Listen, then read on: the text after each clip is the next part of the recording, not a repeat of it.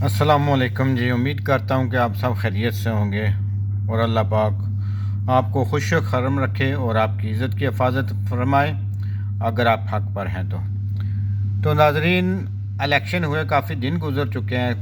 कम व बेश 8 को इलेक्शन हुए, आज 1 मार्च हो चुका है और अभी तक इस असम्बली के मुकम्मल रिज़ल्ट नहीं आए। इसको रिज़र्व सीट नहीं दी गई। जो भी आज़ाद मेंबरान थे उन पे टेक्निकल इशू लगाए जा रहे हैं, इन्होंने ये किया था, बदनीयती की इंतहा हो गई है। इसमें पंजाब हुकूमत भी मुलव्वस है, निगरान हुकूमत भी मुलव्वस है और इसमें काजी फाइज़ ईसा साहब की सबसे ज़्यादा बदनीयती शामिल है।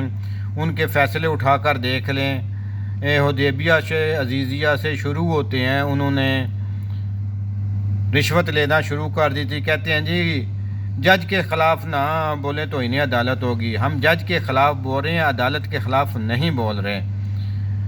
ये अदालती निज़ाम पर एक दब्बा है, आप ख़ुद देख सकते हैं। हम अदालत के ख़िलाफ़ नहीं बोले, हम एक जो है काजी फाइज़ ईसा, इसने रिश्वत ली है। ये अदालती निज़ाम को गंदा खुद कर रहा है और कहते हैं जी अदालत के ख़िलाफ़ ना बोलें। अदालत के ख़िलाफ़ कोई भी नहीं बोलता। एक जज का या हज़रत उमर फ़ारूक को जवाबदेह हो सकते हैं, तो ये उनसे ज़्यादा मुत्तकी लोग नहीं हैं।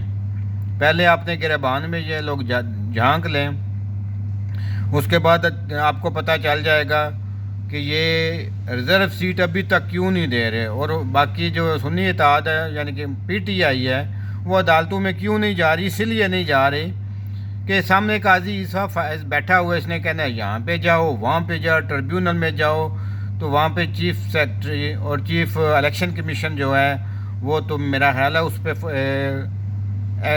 आर्टिकल 6 लगना चाहिए। और अब ये आपने जितने भी निगरान हैं उनको नवाजना शुरू कर देगा। आपको याद होगा कि माजी में जब नजम सेठी ने 35 पंक्चर जो है उसका शोरा आया था, तो अभी उसकी रिटायरमेंट नहीं हुई थी। आपको याद होगा उसकी रिटायरमेंट नहीं हुई थी, तो उसको PCB का चेयरमैन लगा दिया गया था। फ़कत क्या था कि ये मज़ीद 3 साल या जितना भी अरसा रहेगा अपना मुँह बंद रखेगा, और उसको मुँह बंद रखने के एवज़ PCB की चेयरमैनशिप दी गई थी। वही अशर अब क्या किया जा रहा है कि पंजाब में अभी इंतकाल इक़्तिदार हुआ है, उससे पहले ही नकवी साहब को जो है, साहब तो नहीं कहना चाहिए, इस लोग काबिल नहीं है, तो नकवी को क्या किया है, इन लोगों ने PCB का चेयरमैन बना भी दिया है।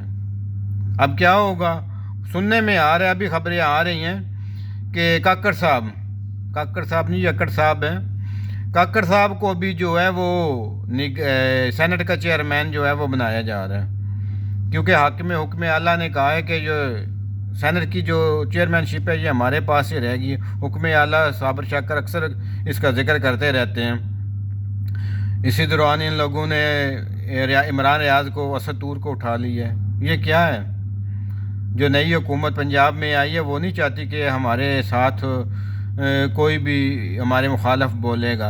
और जितने भी एक 47 वाले आए हैं रिज़ल्ट और उम्मीदवार जीत के आए हैं, मैं काफ़ी अरसे से सुन रहा था, लेकिन मेरे जहन में आज कुदरती ख्याल आया कि ये रिज़ल्ट AK-47 का है, AK-47 का रिज़ल्ट है।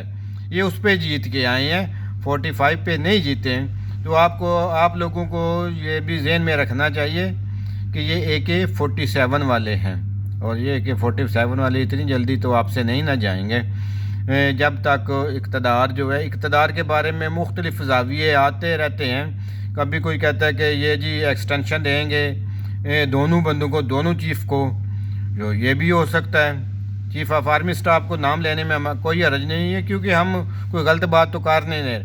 चीफ़ साहब को अगर तो इलेक्शन के बाद उनको एक्सटेंशन मिल गई तो समझो ये बात 100% सही थी, क्योंकि सुनने में आ रहा है वो चीफ जो हैं अदालती निज़ाम के, उनके बारे में यह है कि इनको 2/3 अक्सरियत देकर قاضی صاحب کو کہیں نہ کہیں فٹ رکھنا چاہتے ہیں۔ اس کی دو وجوہات ہیں۔ اگر یہ جتنا لمبا کنٹینیو کریں گے، اپنا منہ بند رکھیں گے، دفاع کرتے رہیں گے۔ پچھلے 2 سال سے ان لوگوں نے کیا نہیں کیا، عوام کا برکس نکال دیا ہے۔ اب جو یہ دونوں کچھ دنوں کے لیے ایک دوسرے کے خلاف پی پی اور مسلم لیگ نون آئے تھے، ہم یہ کر دیں گے اب کیا ہوا ہے؟ آپ دیکھ لیے عوام کی خاطر انہوں نے کیا کیا؟ کچھ بھی نہیں کیا۔